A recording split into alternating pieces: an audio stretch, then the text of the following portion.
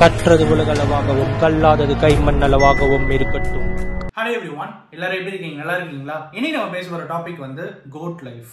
ரீசெண்டா ஒரு மூவி வந்தது. மலையாளம் இண்டஸ்ட்ரியில ஒரு பிக்கஸ்ட் எவர் ஹிட் மூவிஸ்ல கோட் லைஃப் அப்படிங்கிறது இப்போ வந்து ஆட் ஆயிருக்கு அப்படின்னு சொல்லலாம். பட் அதுக்கு பின்னாடி ரியலா ஒருத்தர் வந்து அந்த அவ்வளோ பெரிய கஷ்டத்தை வந்து அனுபவிச்சிருக்காரு. அவர் என்னெல்லாம் பண்ணாரு அப்படின்ட்டு பார்க்கும்போது, அவர் லைஃப்ல அவர் ஃபேஸ் பண்ண ட்ரபிள்ஸை பார்க்கும்போது நிறைய பேர் இன்க்ளூடிங் மீ, நம்ம எல்லாருக்குமே வந்து ஏதோ ஒரு வகையில் ஏதோ ஒரு ப்ராப்ளம் அப்படிங்கிறது வந்துட்டு தான் இருக்கும். அஃபிஷியல் இருக்கலாம், பர்சனலாக இருக்கலாம், இல்லை வந்து வெளியே எங்கேயாவது இடத்துல இருக்கலாம், அன்னோயிங்லி இருக்கலாம். ஏதாவது ஒரு ப்ராப்ளம் வந்து வந்துட்டே இருக்கும். இந்த ப்ராப்ளம் நம்ம எப்படி வெளியே வருது அப்படின்னு சொல்லிட்டு நிறைய பேர் வந்து குழம்பிட்டு இருப்போம். அந்த மாதிரி நீங்க ஏதாவது விஷயத்தை யோசிச்சு கன்ஃபியூஸ் ஆயிருக்கீங்களா?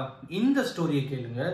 இதுக்கப்புறம் இப்போ எனக்கு வந்ததுலாம் ஒரு ப்ராப்ளமே இல்லைன்னு சொல்லிட்டு நீங்கள் அசால்ட்டாக தூசி மாதிரி தூக்கி எரிஞ்சுட்டு போயிட்டே இருக்கலாம். ஸோ அந்த அளவுக்கு ஒரு மிகப்பெரிய ஒரு ஹார்ட் லைஃப்பை அந்த பர்டிகுலர் பர்சன் வந்து வாழ்ந்திருக்காரு. அவரை பற்றின ஒரு ஸ்டோரி தான் இன்னைக்கு நம்ம வந்து பார்க்க போகிறோம். கேரளா பேஸ்ட் ஒரு பர்சன், ஓகேங்களா?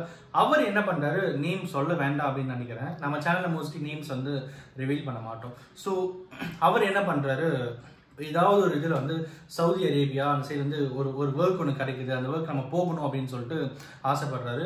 விசாக்கு எல்லா ப்ரிப்பரேஷன் எல்லாத்தையுமே வந்து ஒரு 40,000 50,000 சொல்லிட்டு அவர் வச்சிருந்த சொந்தமாக வச்சிருந்த இடம் எல்லாத்தையுமே அந்த டைமில், ஓகேங்களா, இது நடந்தது ஒரு 10 வருஷத்துக்கு முன்னாடி வச்சுப்போமே.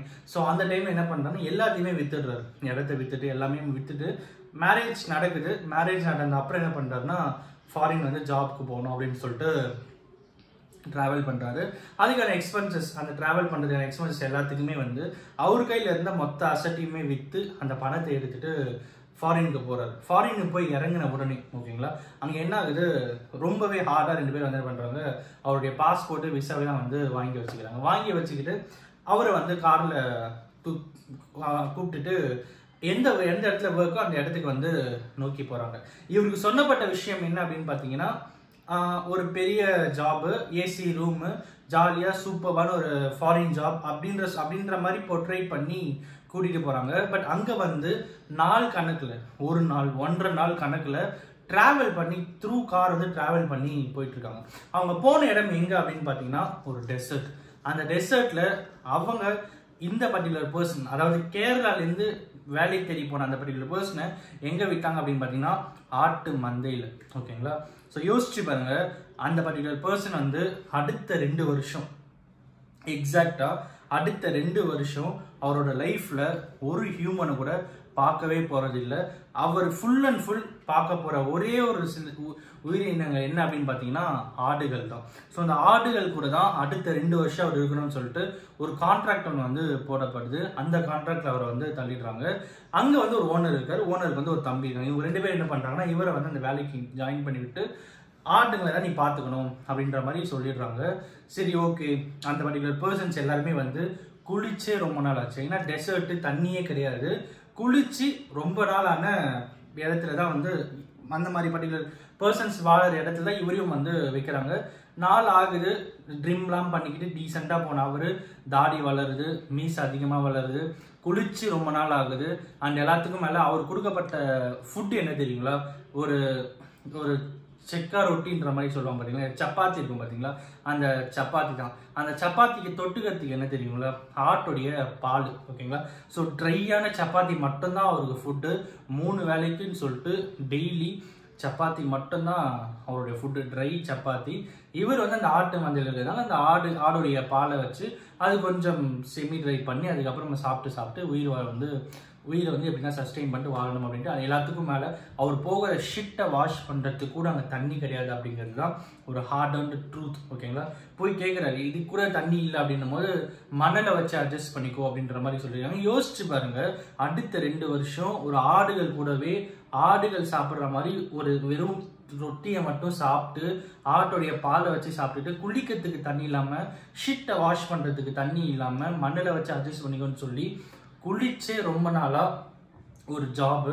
அந்த ஜாப்ல அவர் வந்து போகிறாரு.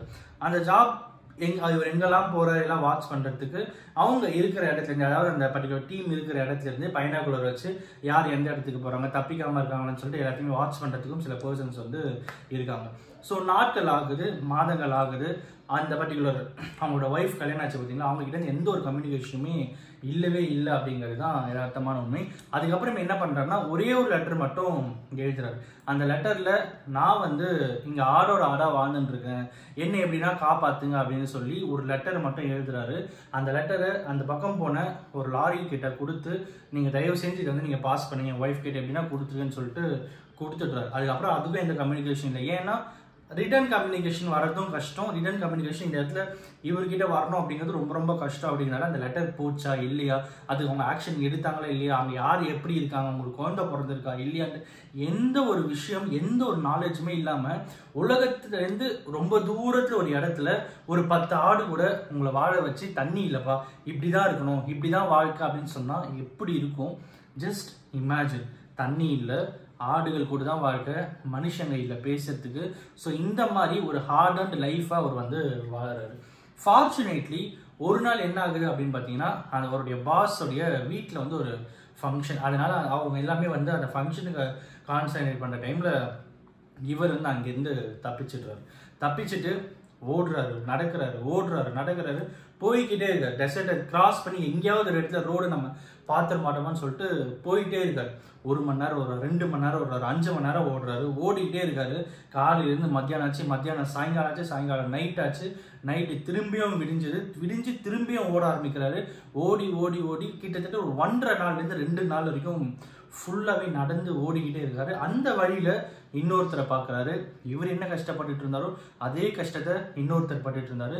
அன்ஃபார்ச்சுனேட்லி அவங்களும் வந்து ஒரு மலையாளி அப்படிங்கிறதுனால பல வருஷத்துக்கு அப்புறம், பல மாசங்களுக்கு அப்புறம் அவங்க 2 பேருமே வந்து மலையாளம்ல கம்யூனிகேஷன் பண்ணது வந்து அவருக்கு ரொம்பவே வந்து பர்சனலாக ரொம்ப ஃபீல் ஆச்சு அப்படின்ற மாதிரி சொல்லியிருந்தாரு. அதுக்கப்புறம் வெளியே ஃபைனலி ரோடுக்கு வராரு. அதுக்கப்புறம் அங்கே இருக்கிற நியர்பை போலீஸ் ஸ்டேஷனுக்கு போறாரு.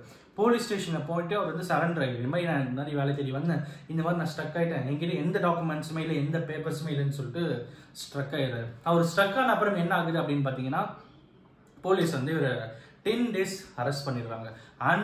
அண்ட் அவர் சொல்ற ஒரு விஷயம் என்னன்னா, என்னோட லைஃப்ல நான் ஃபாரின் ஜாப்னு போயிட்டு நான் லக்ஸூரியா வாழ்ந்த அந்த 10 நாட்கள் என்னன்னா, நான் ஜெயிலில் வாழ்ந்த அந்த 10 நாட்கள் தான். அந்த 10 நாட்கள் மட்டும்தான் நான் லக்ஸூரியா வாழ்ந்தேன்.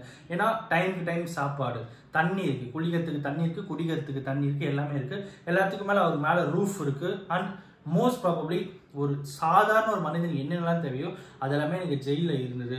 நான் லக்ஸூரியா வாழ்ந்த ஒரு இடம் ஃபாரின்ல என்ன அப்படின்னு பார்த்தா ஜெயில் தான். அந்த 10 days தான் என்னுடைய ஒரு luxury life in foreign and that is jail அப்படின்ற மாதிரி கோட் பண்ணியிருந்தாரு. அதுக்கப்புறம் மற்ற பேப்பர்ஸ் ஒர்க்கு, இந்தியன் எம்பசியோட கம்யூனிகேஷன் அது இதுன்னு சொல்லி அதுக்கப்புறம் அவர் வந்து இந்தியாவுக்கு வர்றாரு. யோசிச்சு பாருங்க, இந்த மாதிரி ஒரு லைஃப்ல இந்த மாதிரி ஒரு ஸ்ட்ரகிள் நிறைய பேர் வந்து ஃபேஸ் பண்ணிப்போம். இவர் மாதிரியே வந்து இன்னும் அதிகமாக நிறைய பேர் வந்து ஃபேஸ் பண்ணிப்போம். பட் இந்த மாதிரி சில ப்ராப்ளம் அப்படின்னு வரும்போது இட் இஸ் லைக் நமக்குலாம் ஒரு பிரச்சனையே இல்லை அப்படின்ற மாதிரி நம்ம இந்த மாதிரி ஸ்டோரியிலேருந்து ஒரு இன்ஸ்பைரேஷன் எடுத்துக்கிட்டு நம்ம லைஃப்பில் அடுத்து என்ன பண்ணணுமோ அதை நோக்கி போகணும் அப்படிங்கிறதுக்காக தான் இன்றைக்கி இந்த வீடியோ நம்ம வந்து மேக் பண்ணுறோம். அண்ட் மோஸ்ட் ப்ராபப்ளி உங்களுக்கு தெரிஞ்சவங்க, ஃபேமிலியில் இருக்கிறவங்க, ரிலேட்டிவ்ஸ் யாராவது ஃபாரின்ஸில் கண்டிப்பாக ஜாப்ஸில் இருக்கதா செய்வாங்க.